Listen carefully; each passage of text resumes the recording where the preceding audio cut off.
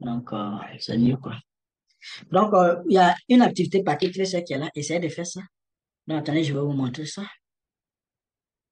Et en tout cas, je tenais à féliciter M. Mahamat qui pratique.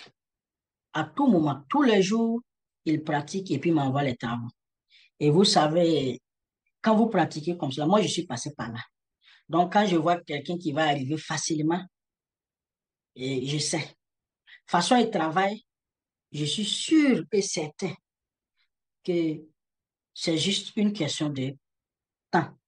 Il va avoir de très bons résultats. Parce qu'en forgeant, on devient forgeron. Tout simplement. Ça ne ment pas. Il fait toutes les activités, même sans que je demande. À chaque fois qu'on couvre un topic, automatiquement, il fait et puis il m'envoie. Et c'est ce que je veux. C'est ce que je veux. Quand c'est comme ça, quand vous me contactez pour quelque chose, je suis disponible à 100%. Quand vous travaillez comme cela, parce que quand vous travaillez comme cela, vous allez apprendre beaucoup de choses. Et quand c'est comme ça, il y a d'autres questions qui vont venir. Quand moi, je vois que la question est compliquée, que je dois intervenir, j'interviens. Mais quand vous me posez une question et puis je sais qu'on a couvert ça, je sais que si vous pratiquez ça, là, vous n'allez pas poser ce genre de questions-là. Quand c'est comme ça, moi, là, ça me décourage. Ouais. C'est pourquoi je veux que vous pratiquiez, les gars. Mettez-vous au travail. Pour ceux qui font et qui ne m'envoient pas, il n'y a pas de problème. Mais si c'est trouve que vous n'avez pas encore commencé, il faut commencer puis mettez-vous au travail. Seul le travail paie. Il faut vous investir dedans à 100%. Vous allez avoir de très bons résultats. Et puis, arrivé à un certain, vous pouvez contacter M. Mahama pour voir. OK? Maintenant, je suis sûr que c'est devenu facile pour lui. Parce que tout ce qu'il m'envoie est à 100% partout. Pourquoi? Parce qu'il s'est habitué. L'habitude est une seconde nature. Vous voyez. Donc, il faut vous habituer à ça. Mettez-vous au travail. Vous allez voir qu'il n'y a rien de compliqué. OK, les gars. Donc, je viens là. Les pratiques, ou les pratiques, bien sûr. Bon, ça là, c'est juste une révision sur ce pratique-là.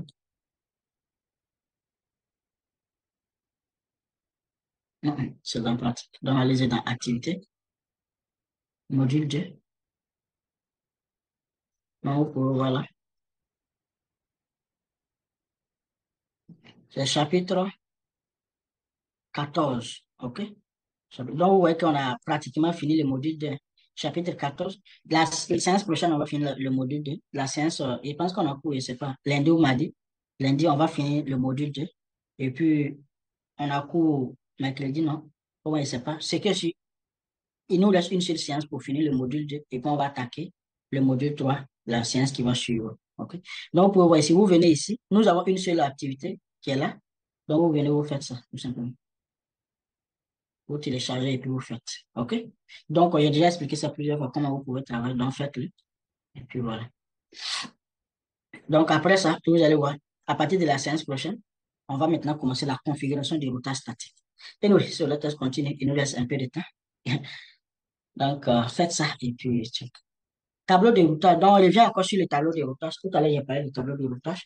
Donc, le tableau de routage contient une liste d'itinéraires, OK, vers des réseaux connus préfixes, OK, et longueur de préfixe. La source de cette information est dérivée des éléments suivants. Réseau. Donc, quand vous prenez le tableau de routage, voilà comment est-ce que vous pouvez lire le tableau de routage. Vous avez les réseaux connectés directement, vous avez les réseaux statiques et puis vous avez les protocoles dynamiques, le protocole de routage dynamique. Donc, quand vous prenez le tableau de routage, vous avez toutes ces informations. Quand vous voyez, et comme on appelle la source de chaque itinéraire, dans le tableau de routage est identifiée par un code. Donc, vous avez les codes qui sont là, par un code. Les codes communs comprennent, OK, les éléments suivants. Vous avez L. Quand vous voyez L, ça veut dire local. OK, identifie l'adresse assignée à une interface du routeur. Donc, lorsque l'adresse, si vous allez sur un routeur et puis vous voulez savoir quelle est l'adresse de l'interface du routeur, vous pouvez soit aller avec Show IP Interface Brief, ou bien vous pouvez aller avec, attendez, je vais prendre un exemple pour qu'on puisse, pour que vous puissiez vraiment comprendre de quoi je parle ici. OK, très ça. Donc, aujourd'hui, nous sommes en train d'expliquer le côté théorique seulement, c'est pourquoi vous voyez qu'il ne pratique pas. C'est la séance prochaine, on va implémenter le routage statique et puis maintenant, on va continuer avec le routage dynamique. Bien, je vais prendre un ancien scénario là.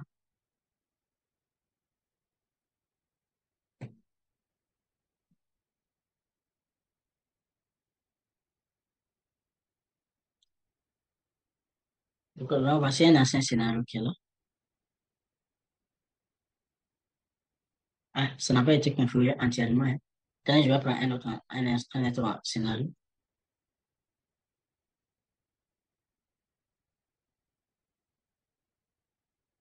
C'est pas ce que je veux. C'est Shell Media.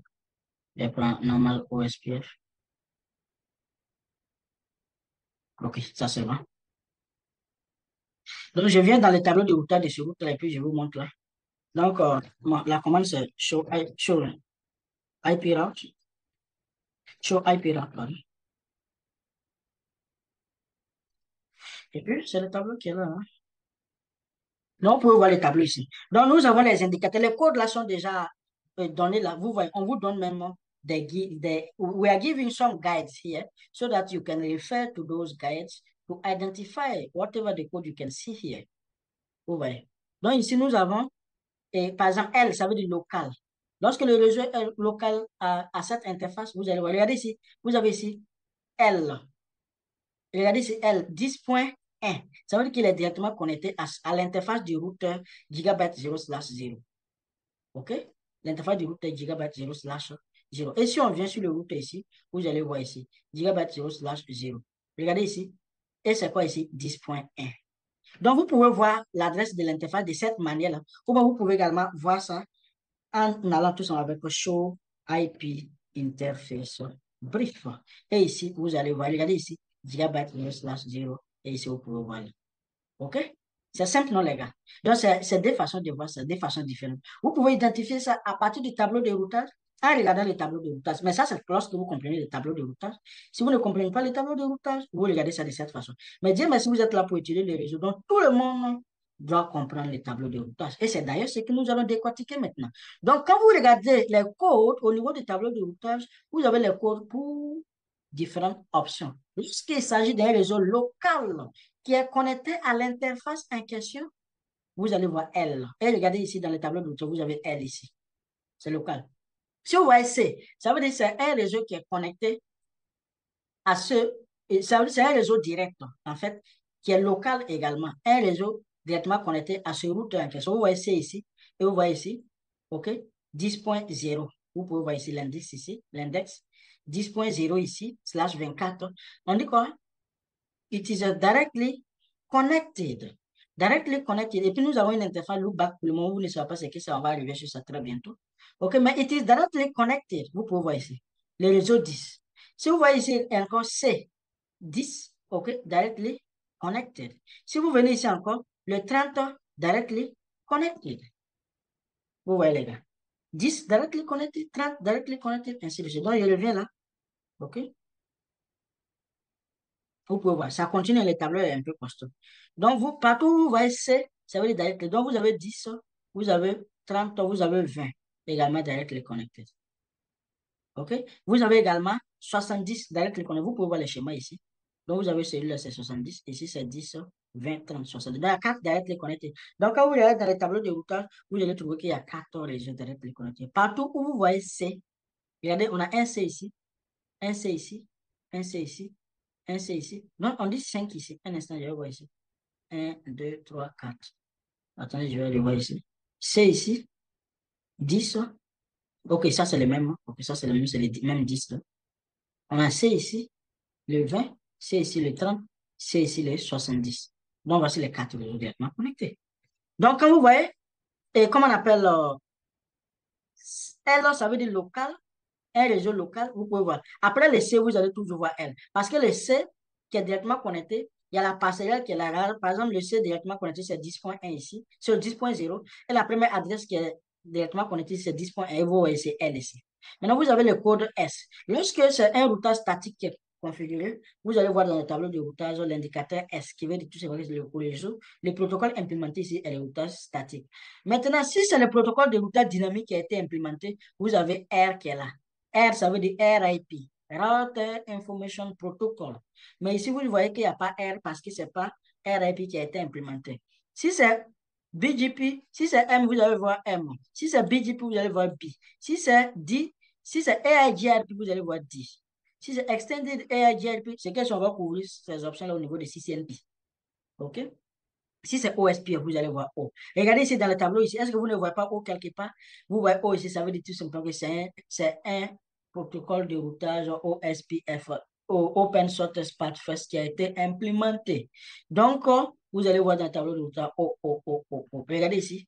O. Et vous voyez quelque part ici, on dit quoi? Les réseaux 168.40.0 est quoi? Accessible via, à partir de cet instant. Si on revient ici, regardez ici. C'est le réseau 40. On dit ce réseau-là. Il est accessible à partir de réseaux via les réseaux 20 ici. Donc, pour avoir accès à ça, on doit passer par ici. Et vous pouvez voir, si je vais en mode simulation, vous allez voir ici. Si, par exemple, je veux venir ici, quelque part ici, regardez où le paquet sera envoyé. Le paquet sera envoyé ici, à partir d'ici. Parce que c'est ce qu'on nous informe. Ou même si c'est ici, je viens, là, c'est ici. Donc, vous allez voir, le paquet sera envoyé à partir de... Parce que dans le tableau de routage, on nous dit qu'il est accessible via cette... C'est le chemin primaire. C'est le chemin primaire qui est là. C'est s'il y a une défaillance ici, par exemple, ici, nous avons une redondance. S'il y a une défaillance ici, en ce moment, maintenant, nous allons emprunter le second chemin. Les gars, au niveau de CCNP, je vais décortiquer dans les moindres détails comment est-ce que les choses fonctionnent vraiment. Il y a des choses intéressantes à apprendre, hein. Mais si vous n'apprenez pas, vous ne saurez jamais. OK? Donc, regardez ce qui va se passer là. Donc, vous voyez, c'est ce chemin en question. Parce que dans le tableau de routage, et si vous venez ici, regardez ici, tout est ici également. Si vous venez ici, vous allez voir ce qui est défini ici. Ce n'est pas au hasard que ça, c'est écrit ici. Vous voyez, tout ça, ça signifie quelque chose. Mais pour le moment, on va pas rentrer là-bas. Hein? OK, guys. Donc, vous voyez là, tout est là. Il n'y a rien de génie. Et si vous revenez dans le tableau de routage ici, vous allez voir que c'est parce que ça a été défini ici. Et quelle est la distance administrative? 110. Au SPF, on va voir la distance administrative si le temps permet aujourd'hui. Au SPF, la distance administrative par défaut, c'est 110. Et quelle est la priorité de l'interface? 128. Allez, voir. C'est bien ça. OK? Donc, ouais, et voici l'interface en question. Donc, voilà un peu comment est-ce que vous pouvez lire le tableau de routage. C'est ça le tableau de routage. Il n'y a rien d'autre. À partir même des codes qui sont ici. Donc, même si ce n'est pas vous qui avez implémenté les réseaux, si ce n'est pas vous qui avez configuré les réseaux, peut-être vous êtes un nouveau, voilà, et voilà, vous venez d'être engagé dans l'entreprise nouvellement. Et maintenant, voilà, vous devrez gérer les réseaux. Donc, la première des choses, avant même de commencer la configuration, vous pouvez venir ici voir d'abord le tableau. En voyant le tableau, vous pouvez déjà comprendre la structure, OK, du réseau. Il y a également une autre commande que je n'ai pas encore exécutée, show CDP. CDP, c'est une commande dangereuse qu'on demande d'ailleurs, pour des raisons de sécurité, de désactiver dans les réseaux. Parce que CDP, quand c'est activé, si un hacker a accès à votre réseau, c'est fini pour vous. CDP montre tout simplement une, et je ne sais pas s'il y a des cartographies ou c'est quoi, mais une topologie du réseau. Avec la commande CDP, vous pouvez savoir, vous pouvez tout simplement reconstruire le réseau sans même voir les réseaux. Vous exécutez CDP, vous pouvez reconstruire les réseaux entièrement. C'est pourquoi il faut désactiver ça, CDP. OK? Il faut désactiver CDP. Je vais voir si je vais parler un peu de ça, OK, pour vous donner un peu le goût. Mais je viens de subir ça, donc faire des recherches sur ça. C'est très intéressant. Mais il est recommandé de ne pas activer CDP parce que c'est dangereux en termes de sécurité, en fait. OK, donc vous pouvez voir ici à partir de IP route, nous avons le tableau de routage et nous pouvons lier tous les réseaux. Tous les réseaux qui sont, regardez ici, à partir du tableau de vous pouvez savoir qu'il y a les réseaux 10, 20, 30, 40, 50, 60, 70. Donc nous avons tous ces réseaux-là disponibles dans notre réseau ici. À partir du routeur là, vous voyez tous ces réseaux. Okay. Maintenant, CDP maintenant vient nous donner maintenant une carte de ces réseaux-là. Vous voyez là. Donc si on revient ici, vous pouvez voir, effectivement, nous avons les réseaux 10, 20, 30, 40, 50, 60. Donc, le routeur a toutes ses entrées dans sa barre, dans son tableau de routage. C'est pourquoi il arrive à prendre des décisions. Et ce qu'il vient de donner ici, par exemple, c'est quoi? Avec cette barre de données, le routeur peut faire des calculs, peut faire le choix. OK, en allant, je prends ici tout ça pour que vous puissiez comprendre. Le routeur dans son tableau ici, c'est déjà dit quoi? Si tu veux aller au réseau 40, il faut passer par le réseau 20. Si tu veux aller au réseau 50, il faut passer par le réseau 30. Si tu veux aller au réseau 60, il faut passer par le réseau 20. Regardez là, c'est déjà défini là. Maintenant, il y a une autre base de données show, et qu'on appelle, vous avez ici, et Quelle est l'option là? Which, what is the option here? Show,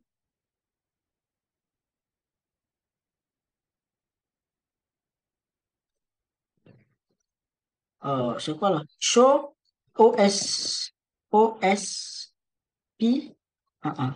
OK, show IP, yes. OSPF neighbors. Ça, c'est l'autre base de données. Vous pouvez regarder ici. IP OSPF database, la base de données.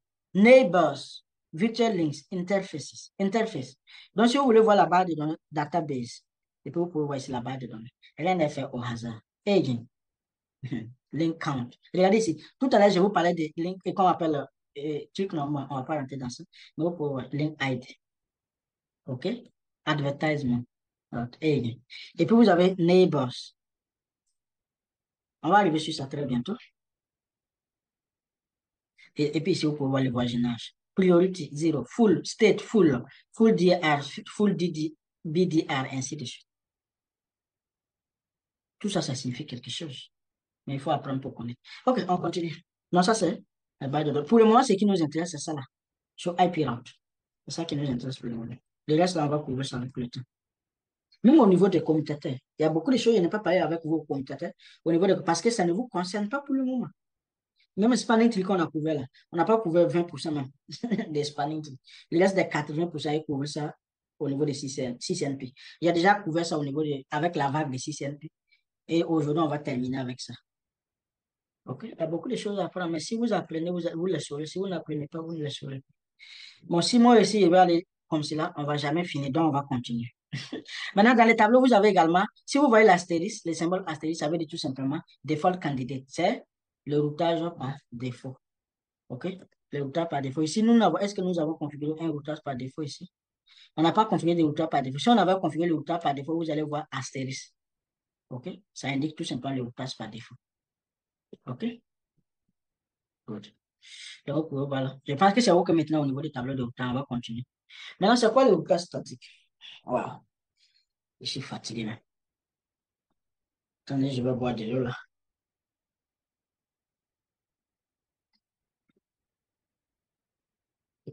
Maintenant, ceux qui n'ont pas encore fini les frais, là, aujourd'hui, c'est la dernière séance, hein. Il y a d'autres personnes qui n'ont pas encore fini. Vous savez, nous donnons la permission à tout le monde. Nous essayons de faciliter les tâches à tout le monde, mais essayez également de comprendre. OK? Et il faut que vous soyez à jour. Ceux qui ne sont pas à jour, à partir d'aujourd'hui, ils seront retirés et puis voilà, on va continuer. Donc, on continue là. Donc, le routage statique a trois fonctions principales. OK? Donc, nous allons maintenant parler du routage statique et puis routage dynamique. OK, les gars? On va parler de routage statique et puis routage dynamique. Donc, le routage statique, c'est comme le routage statique. Je vais prendre un exemple terre à terre pour que vous puissiez comprendre. D'abord, avant de revenir sur ça. OK? Good. Just to let you-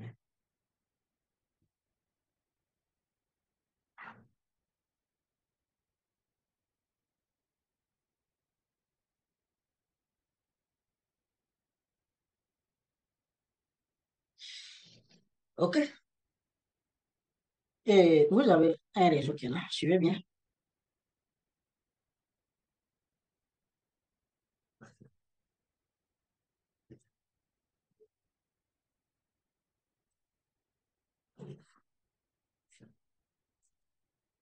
Suivez bien, les gars.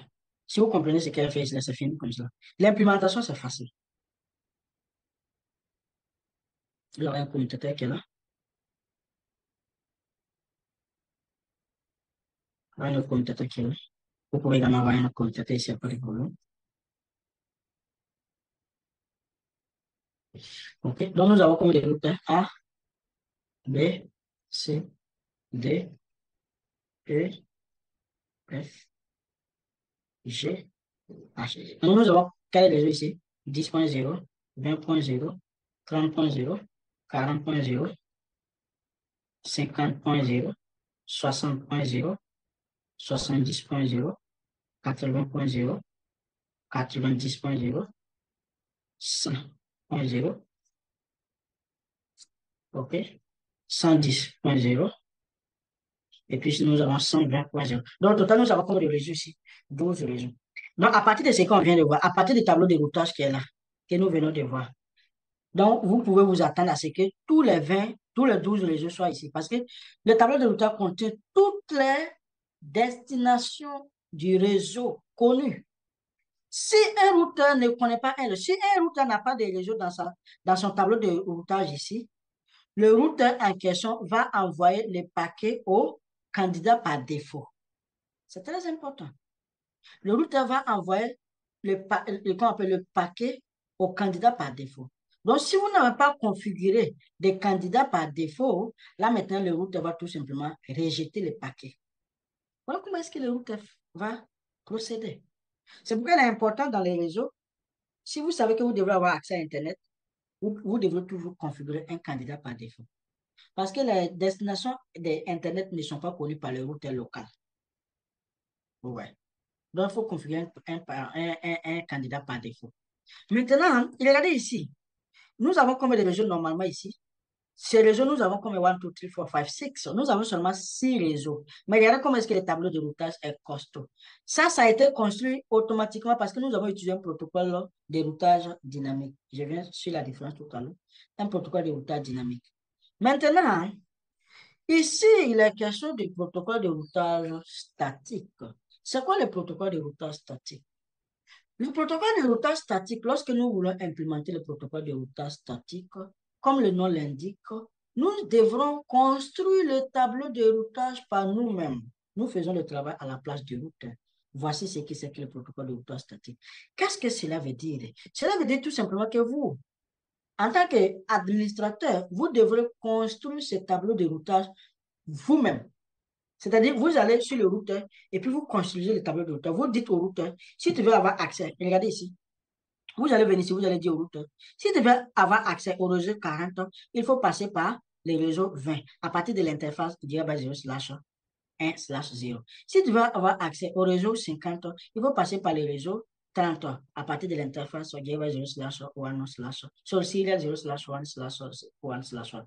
Si tu veux avoir accès au réseau 60, au réseau, par exemple, comme ici, 60, il faut passer par l'interface, il faut passer par le réseau 20 à partir de l'interface serial 0/1/0. Donc, vous-même, vous devrez faire ça. Donc, si par exemple, il y a 20 réseaux, tout à l'heure, l'exemple qui est là, nous avons combien de réseaux? 12 réseaux. Donc, sur ce route-là, vous venez sur ce route, vous venez. Vous dites quoi? Le réseau 10 est directement connecté. Donc, 10 est directement connecté. 20 est directement connecté. 30 est directement connecté. 40 est directement connecté. Maintenant, le travail commence. 50, vous allez dire quoi? 50 est accessible via. C'est vous qui faites tout ça. Via 20. OK? 120 est accessible via quel? 20 encore. OK? 90 est accessible via 20 encore. Vous pouvez également dire via 40. Seulement que si vous prenez via 40, le routeur va faire un grand tour, en fait. Donc, vous-même, logiquement, vous prenez dans le bon sens, en fait. Est-ce que pour aller au 20, là, vous devrez passer par 30 ou 40 ou 20. Vous voyez que ici, c'est plus court, non? Pour que vous avez seulement deux intermédiaires au milieu. Mais si vous devrez passer par 40, regardez, vous devrez vérifier, vous vous promenez. Sinon, ça va passer sans problème. Mais c'est juste que, voilà. C'est trop loin, en fait. Donc, ouais, c'est comme ça. Vous-même, vous devrez faire ça. Et puis, ce qui est bizarre ici, ce qui est dur ici, côté statique, là, c'est que vous ne faites pas ça une fois. Vous finissez de faire pour ce routeur-là. Vous venez sur ce routeur également. Vous le prenez à zéro. Et puis, la réalité de chaque routeur est différente. Et regardez ici. Si ce routeur, si vous voulez avoir accès au réseau 10, ça sera via 20, n'est-ce pas? Si vous voulez avoir accès au réseau 20, ça sera via 50 routines. Donc, voilà comment est-ce que c'est compliqué. Ça, c'est le réseau, le routage statique. Ici, en d'autres termes, vous-même, vous construisez le tableau de routage. C'est ce que ça veut dire. Avec le routage statique, vous-même, vous construisez le tableau de routage. Tout simplement. It is quite easy. It is that much easy if you understand. If the network is quite simple, if you have a small network, at that time we can know, you can go with the static routing. But if the network size is big, that one is a time healing process. Si le réseau est petit, vous pouvez aller avec le routeur statique. Mais si le réseau est costaud, mon cher, regardez ici. C'est à quel moment vous allez finir de construire le tableau de routage de ce routeur seul. Si vous finissez ça, vous venez sur le routeur A, sur le routeur B, sur le routeur C, le routeur D, le routeur I, le routeur F, le routeur H. Sur chaque routeur. Et puis, ce qui est compliqué, c'est que chaque routeur a ses réalités. Chaque routeur a ses réalités. OK? Donc, sur chaque routeur, vous devrez encore réfléchir. Vous devrez encore regarder tout le réseau. Et puis même, ici, là, par exemple, ça est devant vous, vous voyez tout. Dans une grande organisation, est-ce que vous êtes assis et puis vous voyez les routeurs comme ça? Non. Bon, vous allez d'abord faire bon, disons, comment on appelle ça? Une simulation comme cela pour faciliter la tâche. Donc, voilà les gars, ça c'est le routage dynamique. Maintenant, tout ce que je vais raconter là, c'est tout simplement les détails de ça. Sinon, j'ai fini le concept comme ça. On est là, on continue. Dans le routage dynamique, qu'est-ce que je viens de dire? Vous devez construire le tableau de routage par vous-même. Ici, le routeur ne fait rien. C'est vous qui allez faire le travail à la place du routeur. OK? Donc, il facilite la maintenance des tableaux de routage dans les réseaux de petite taille. Regardez si c'est bien souligné, petite taille. Donc, lorsque vous avez un réseau de petite taille, en ce moment, vous pouvez aller avec le routage statique, qui ne sont pas amenés à se développer de manière significative. Utilise une seule route par défaut pour représenter un chemin vers tout réseau ne représentant aucune correspondance plus spécifique avec une autre route figurant dans le tableau de routage. Les routes par défaut sont utilisées pour envoyer du trafic vers toute destination au-delà du routage ascendant, au-delà du routeur ascendant. OK?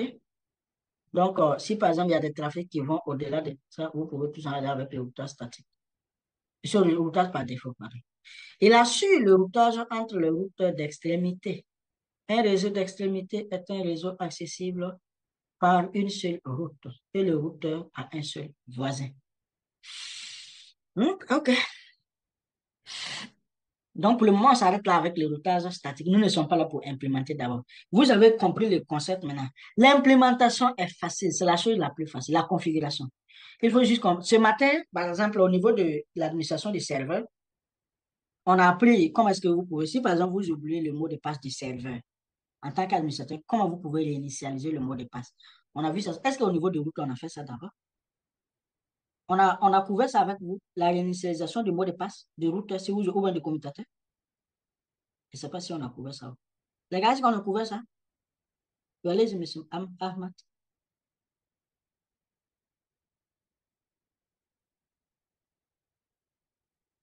OK, OK. Donc, on va couvrir ça dans celle-là. C'est qu'on va couvrir, il n'y a pas de problème. Merci bien. Donc, ce matin, au niveau de l'administration des serveurs, on a vu comment est-ce qu'on peut réinitialiser le mot de passe. Maintenant, qu'est-ce que je les ai dit? Comment, par exemple, on peut recouvrir, si par exemple vous oubliez le mot de passe, comment vous pouvez recouvrir ça? Ce que je l'ai dit, c'est la même chose ici que je vous dis. Il faut savoir que c'est possible. Quant à l'implémentation, vous pouvez trouver ça sur Internet. Dieu merci, aujourd'hui, Internet est accessible à tout le monde. Donc, vous avez accès à une connaissance illimitée. J'ai expliqué le concept et puis on a pratiqué. Maintenant, il y a un des apprenants qui a posé la question, à savoir si est-ce que la méthode qu'on a adoptée, c'est pour toutes les distributions Linux ou c'est seulement pour Red Hat. Et je lui ai dit, la procédure, c'est la même chose. Mais si, par exemple, vous allez avec Ubuntu, il y aura juste un petit changement au niveau des options. Mais la procédure, c'est la même. Du fait que vous savez déjà que c'est possible, vous savez déjà faire ça. Si demain vous vous retrouvez devant, par exemple, Debian, ou bien Ubuntu, ou bien, comment on appelle, Kali Linux, il faut tout simplement aller sur Google. Et c'est ainsi que j'ai ouvert que j'ai fermé la fenêtre en question. C'est ainsi que j'ai ouvert une fenêtre et je les ai montrés et on a vu ça ensemble.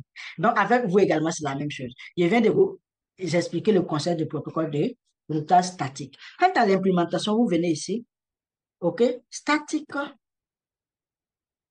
routing configuration command. Regarde, si vous savez faire les recherches, à partir de cette formation, vous devenez indépendant pour toujours. How to configure static routing. Maintenant, il reste juste la syntaxe là. Je vais expliquer la syntaxe et puis c'est fini. Regardez, quand vous venez ici, tout est expliqué. Vous, avec un exemple là, vous lisez là. Si vous les regardez ici, l'implémentation, c'est fini. Rien d'autre. Tout est là, les gars. Il faut juste connaître le concept. Le reste là, vous allez vous débrouiller vous-même. OK, guys. So let us continue. Now, on va parler de routage dynamique. C'est quoi le routage dynamique? À l'opposé du routage statique que je viens d'expliquer ici, c'est-à-dire quoi? Ici, vous allez au niveau de chaque route et puis vous créez le tableau de routage vous-même. OK? Contrairement aux tâches dynamiques qui nous demandent des efforts du côté administrateur, c'est-à-dire nous, en tant qu'administrateurs, nous devrons faire le travail à la place du routeur. Le routage dynamique ici le routeur va faire le travail pour nous. C'est-à-dire tout ce que nous, on allait faire ici pour le routage statique.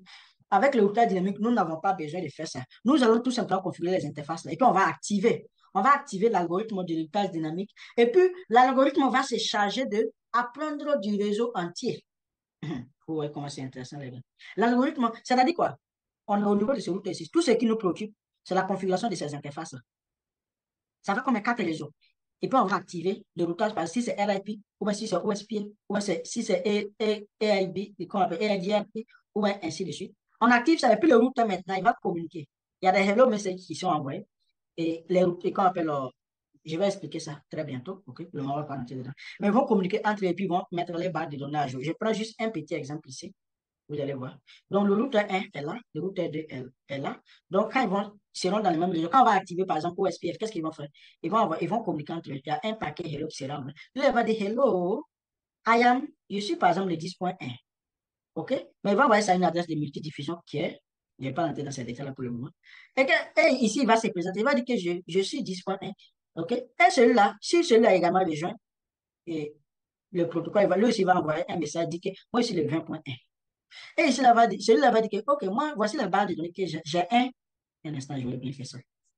Il va dire que moi, j'ai un, j'ai trois, j'ai cinq. OK? Donc, lui, là, également, il va envoyer sa base de données. Lui, là, il a, par exemple, deux, quatre, six. Donc, il va dire que lui, là, et quand il va envoyer, il dit, voici ma base de données. Lui aussi, il va dire, voici ma base de données. Lui, là, il va observer que, ah, lui, il n'a pas deux, il n'a pas quatre, il n'a pas six. Donc, qu'est-ce qu'il va faire? Il va dire, ah, mon frère, voilà, oh, moi, j'ai, voilà. Moi, j'ai un, j'ai trois, j'ai cinq.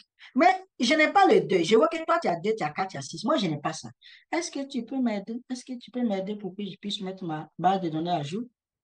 Il va dire, il n'y a pas de problème, mon frère. Moi aussi, j'observe que je n'ai pas un, je n'ai pas trois, je n'ai pas cinq. Mais toi, tu as ça. Donc, qu'est-ce qu'on fait? On appelle ça tout simplement database distribution. Database distribution. Donc, ils vont échanger des DD. Et qu'on appelle link state, link database distribution. Ça m'échappe là. LDD. OK? Ils vont échanger ça. Donc, ils vont se partager les bases de données. Donc, quand ils vont finir, chacun maintenant aura 1, 2, 3, 4, 5, 6. Ils vont se mettre à jour. Donc, à partir de là, qu'est-ce qui va se passer là? Ils vont maintenant chacun faire les... Mais le reste, c'est les histoires. On va arriver sur les restes un peu plus tard. Pour le moment, on continue ici. Vous voyez comment est-ce que c'est intéressant là? Et vous voyez comment est-ce que c'est facile? OK? Donc, c'est ça le protocole de routage dynamique. Donc, ici, on n'a pas besoin de... Les routeurs, ils vont utiliser les algorithmes pour faire le travail par eux-mêmes. Tout ce qui nous concerne, c'est de configurer les interfaces et puis activer le protocole, c'est tout. Les restes là, ils vont faire ça. Et puis, ce qui est intéressant, c'est qu'ils vont s'adapter automatiquement s'il y a un changement de topologie. Alors qu'avec le routage statique, les gars, parti. Si vous faites un petit changement, il faut aller au niveau de chaque routeur encore et puis ajouter et comment on appelle les changements que vous avez effectués. Sinon, il n'y aura pas de communication. C'est pourquoi c'est recommandé que lorsque votre réseau est petit, est de petite taille, si votre réseau est un grand réseau, il faut mieux voir avec le routage dynamique. Quant au routage dynamique, nous avons des protocoles de routage dynamique qui sont là. Quand vous entendez RIP et puis OSPF, ce sont des protocoles de routage dynamique. OSPF, AI, GRP. C'est que sur la séance prochaine, je vais prendre parce qu'il est déjà presque là, je dois donner le cours de CCNP. La séance prochaine, je vais prendre un exemple. Je vais, comme appelle, passer peut-être 20 minutes et à vous parler je veux que vous écrivez ça. Intérieur, gateway, routing, protocol. Extérieur, gateway, routing, protocol. Et que vous écrivez les deux là. La séance prochaine, je vais expliquer les deux. Vous allez comprendre. OK? Écrivez les deux. Si vous pouvez également faire des recherches. Là, il y a beaucoup de choses. Vous savez, moi, j'en sais CCNA, j'en sais CCNP. Donc, je fais attention à ne pas couvrir des concepts de CCNP ici. Si je vais comme ça, il y a des choses que vous n'allez pas comprendre. Donc, je m'arrange à rester dans le concept de CCNA.